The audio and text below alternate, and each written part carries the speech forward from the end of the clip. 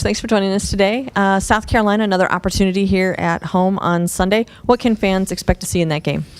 Well, a team that's been Final Four worthy for the last several years. People want to think that they're a little bit down. I encourage them to come watch film with us anytime they'd like to. Let me know how down they think they are. 7-1 in our league, very, very talented. Veterans, tested, all the things you look for, the boxes you check. But, our kids, the life in the SEC is this. We lose a game last night, and we wake up and we're 3 spots higher in the RPI. That's just kind of the life that we live this time of the year. South Carolina provides us with another great opportunity to beat somebody that's in the top of the standings. What sticks out for them? I mean, I know they got some size and some athleticism. What do you feel like is going to be your biggest challenge? Trying to keep them out of the paint with the drives. Taya Cooper gives them something that, and Harris has been one of the best point guards in our league. They can get in there. You look at their stats and you think make them make threes, but man, that's a dangerous way to live. So we'll have to try some of that. I don't think we can match up player for player with these guys and expect it to go our way. So kind of like we talked about last night, we'll have to guard 1.5 if we want to be successful against these guys. They're very deliberate, very, very good at what they do, and they're really hard to fluster. You can't do that to these guys. You got to pick your poison, so to speak, at least a little bit. Yeah, and hopefully it works out better than it did last night. We're going to make Georgia make threes, and they went 7 for 11. So you've got to give yourself a chance for your offense to win it. Last night I thought, other than a few turnovers, we did do that. But I think our kids learned a valuable lesson last night in that you can't let a number of mistakes accumulate against the top half of our league. You can't win those games. You can beat the bottom half, which we've been in for a while, and we know that. But you cannot have uncharacteristic turnovers, uncharacteristic decisions, and expect those to equal a win when it comes against the top half of our league.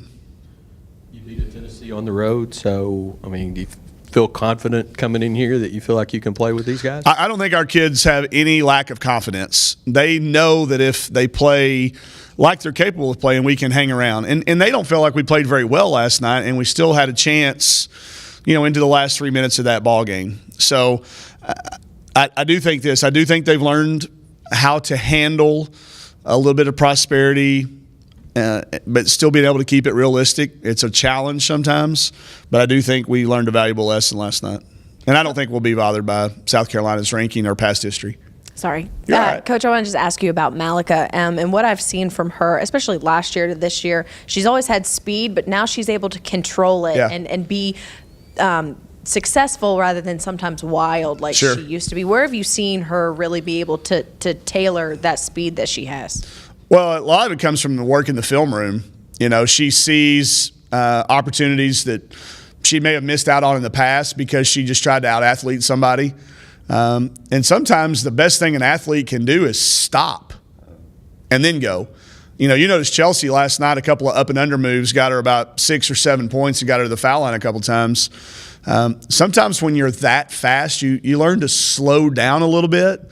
And I think the game's coming a little slower to her. And obviously just the year under her belt of knowing what we expect out of her. And then I don't think you can discount the fact that there's better options on the perimeter. When you have to guard Chelsea, when you have to guard, an improved Jalen, a much improved Bailey from the arc, and same thing with, and then you had Tolfree. I think the passing lanes and driving lanes are a little more open, but she's confident. She's in full grasp of the offense. She called a couple of plays last night before we even called them, so that means, I just wish we'd have had her for 4 years. To me, this is a kid that could have potentially broken the scoring record here. If you had her for 4 years, because she is so dynamic. But, I think she's had a great 2 years with us and will be somebody we talk about for a long time.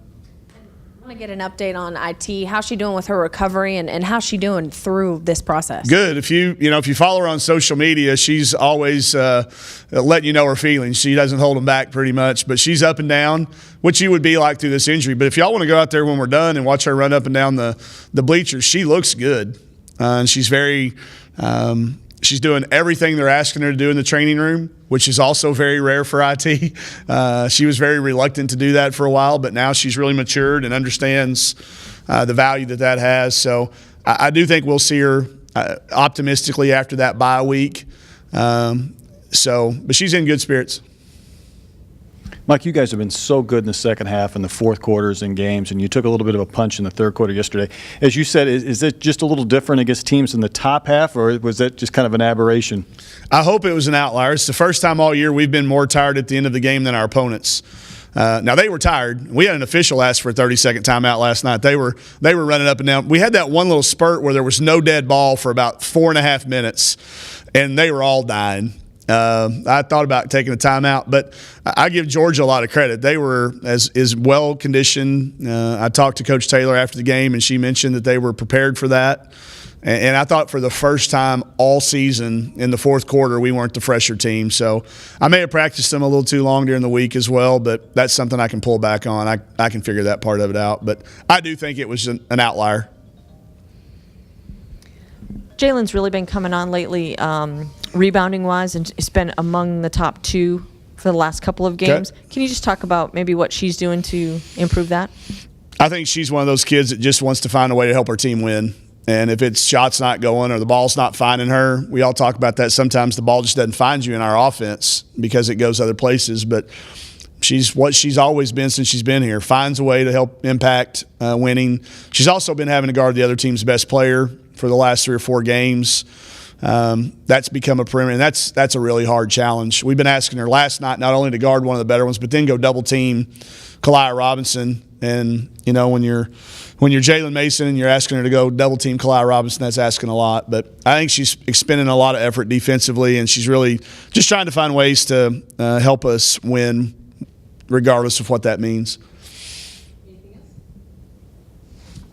All right, thank y'all. Appreciate it.